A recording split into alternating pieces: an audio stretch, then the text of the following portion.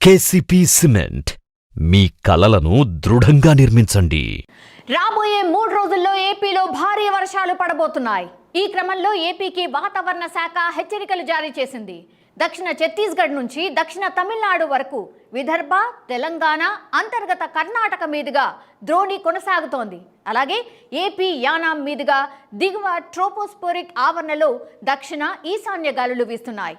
దీని ప్రభావంగా రానున్న 3 రోజులు రాష్ట్ర వ్యాప్తంగా తేలికపాటి నుంచి భారీ వర్షాలు కురుస్తాయని వాతావరణ శాఖ అధికారులు వెల్లడించారు.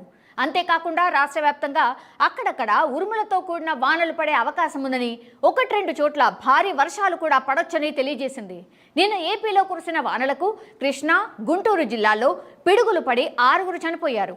వర్షాలతో రాష్ట్ర వ్యాప్తంగా ఉష్ణోగ్రతలు తగ్గి వాతావరణం చల్లగా మారిపోయింది. కోస్తా, రాయలసీమ, ఉత్తరాంధ్రలోని జిల్లాల్లో వర్షాలు కురిశాయి. అక్కడక్కడ ఉరుములు మెరుపులతో వడగళ్ల వాన కూడా కురిసింది. కాబట్టి 3 రోజుల పాటు ప్రజలు జాగ్రత్తగా ఉండాలని అధికారులు సూచించారు.